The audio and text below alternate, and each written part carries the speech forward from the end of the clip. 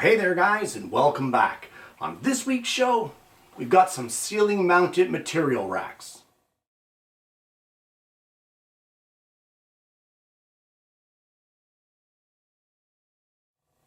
Well, although we did a welding episode not too long ago here on the show, I have a need for some racks on the ceiling. And in my case, this is actually to hold the steel that I weld because I'm sick and tired of it sitting on the floor. I'm tired of it being up on the wood rack being in the way of my stock. I don't weld very often, but when I do, I need the material. And I don't stock a lot of material for welding in my shop, but what I do stock gets in my way constantly.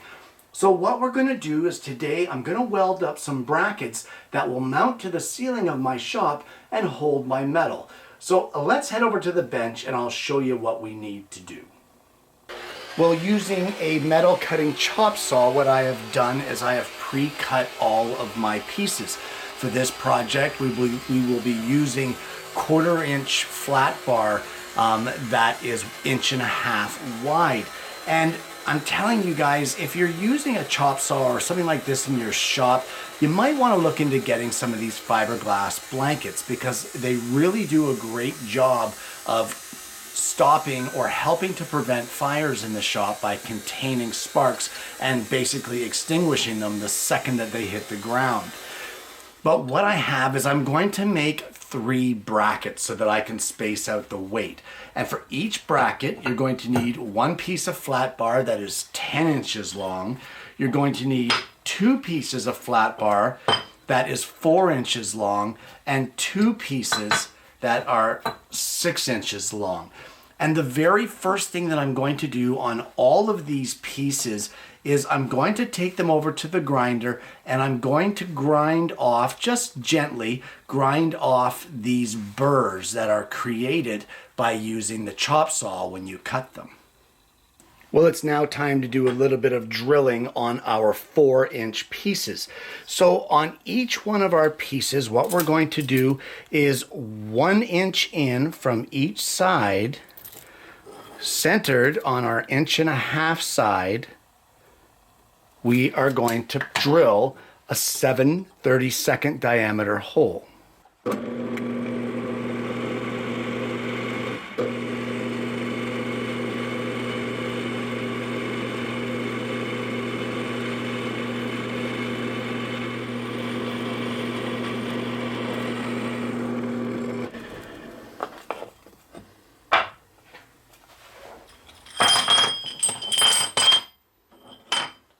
With those holes drilled, all of our burrs are ground off. That is all the prep work that we need to do. So let me get my welding setup in place. Let me get my gear on and I'll show you what we're going to do next.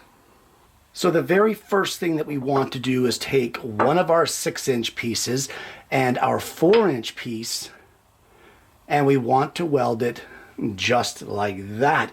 We will do that for all of our pieces to give us these little L brackets.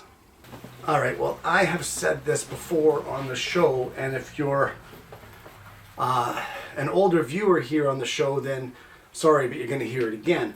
If you're new to the show, you're going to hear it from me for the first time today. And what I'm going to say to you is that this show, being a Cut Above Woodworkings, is not here to teach you how to weld. I bring concepts and ideas for welding to the show. I took a course to weld and that's where I learned. But I'm going to tell you that if you are going to learn from someone from the net, and if they are not dressed somewhat like I am with all the protective gear, you need to get away from that channel and learn from someone who takes safety very seriously. So either way, guys, if you're going to weld, do it properly, get the proper gear, get the proper equipment, and keep yourself safe. So now with that being said, the preaching out of the way, let's get these little L brackets welded up.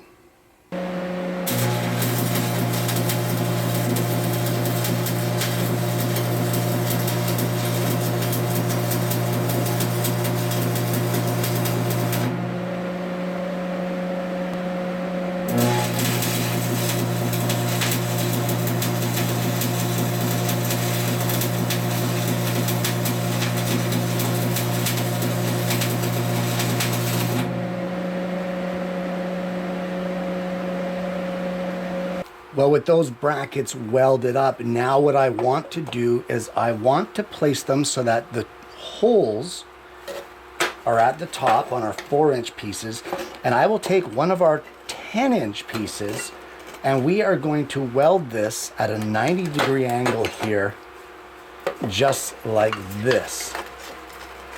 So we will weld up both of our side brackets on 90-degree angles, showing or finishing up with this kind of a pattern.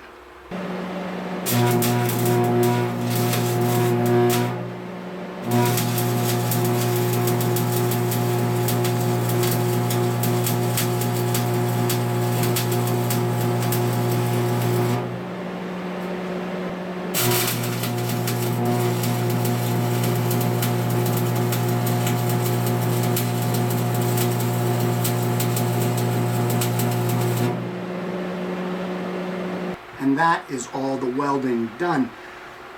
So I'm gonna let this stuff cool. I'm gonna put away my welding gear, and then when I come back, I'll show you what we ended up with. And what I ended up with was 3 brackets like this. Now, normally I would paint my brackets. However, these are going to be used to slide steel in and out of, and I get the feeling that steel would wear the paint off very quickly. Not to mention it's for indoor use here in my shop, so they're not going to see any moisture or any rain or any outdoor elements. So what we're going to do now, these holes that we drilled in these 4-inch sections, that is going to be for some 2-inch long number 10 screws. So what we're going to do now is we need to install these on the ceiling. We're going to make sure that we catch a stud with each one. I'm going to line them up, and once I get the 3 brackets installed, I'll show you what I'm left with. And there we have our 3 brackets installed on the ceiling, and hopefully now we can just slide our steel stock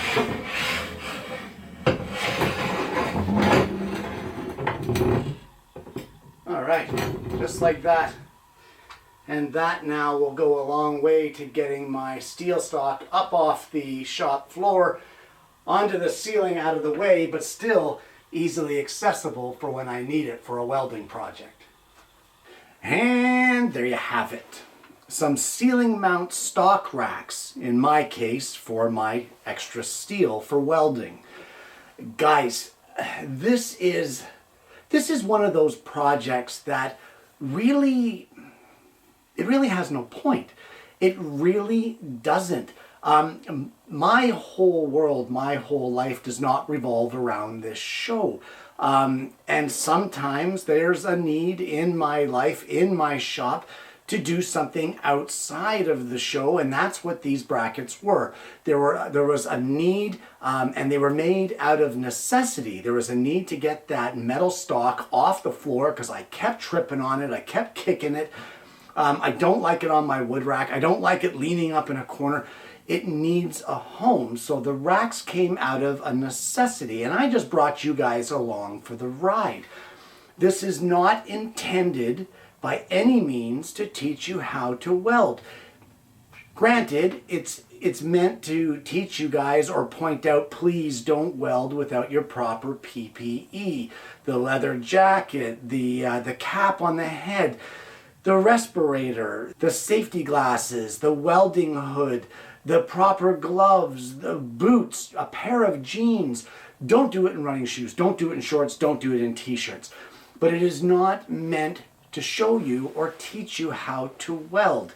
I am a certified welder here in Canada, and I had to take a course to get that certification. And I also had to do quite a few tests that went into the CWB and was tested under their x-ray machines, etc., in order to get my structural welding ticket. So for you guys, the average home welder won't need that. And truth be told, I don't need it either. I just saw it, I could do it, and I did. I took the course, I enjoyed it, I was certified, done deal. Now I just weld for fun. Guys, if you have access to a welder, or you know someone who has a welder, why not give this a try? And it doesn't have to be for things like metal stock, like what I'm using it for. If you have a small shop, if you are restricted in the space, especially floor space, dowels, pieces of your regular wood stock, you could have it for scrap wood. You could have longer pieces of tools up there. You could have 2x4s, like you name it. I'm sure you could think of something. How about you did a plumbing job, you got a bunch of ABS pipe left over. Why not store it in the rack up there instead of throwing it in the corner and letting it get ruined? There's all kinds of ways that you can utilize the ceiling of your shop, and that's really what this show is about. It's not about the welding, it's not about teaching you how to weld, it's just about having a little bit of fun, having a necessity in your shop, and instead of trying to search for a commercial way to get out there and purchase something that is already pre-made, why not take your skill set that you already have and build something?